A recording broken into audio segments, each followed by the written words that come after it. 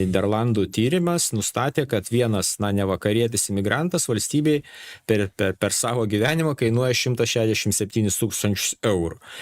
Pavyko man surasti ten Danų atliktą tyrimą, tai Danija, šiek tiek kitaip suskaičiavo, bet vis dėlto, kad Danai paskaičiavo taip, kad migrantai visi per metus Danijai, jų valstybei, kainuoja virš 3 milijardų eurų. Ir yra tyrimas 2020 metų Europos jungtinio tyrimo centro, toks yra Sevilijoje tyrimo centras, Europos komisijos finansuojamas, ir jie yra darę visoms ES šalims bendrą tą tyrimą.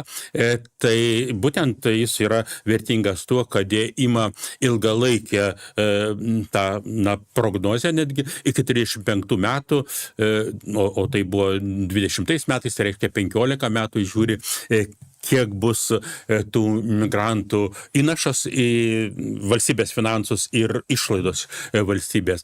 Tai ten yra tie žmonės, kurie važiavo tikslingai ir įsidarbinti, ir jeigu įmama kiti visi, tai apibendrinti tuomet yra didesnis nuostolis ir daugumoje šalių ten yra išvada tokia, bet atskirose šalyse yra naudinga. Tai tarp tų šalių laimingų, tokių, kurioms buvo naudinga, yra minama Ispanija. Bet tada jau reikia gilintis į kiekvienos šalies tą imigracinę politiką ir imigrantus. Tai Ispanijoje yra būdinga, kad labai daug atvažiuoja iš Latino Amerikos ispanakalbių tiesiog žmonių ir suprantama, kad jų integracija į visuomenį, į darbo rinką yra lengvesnė, negu kada atvažiuoja iš Afrikos.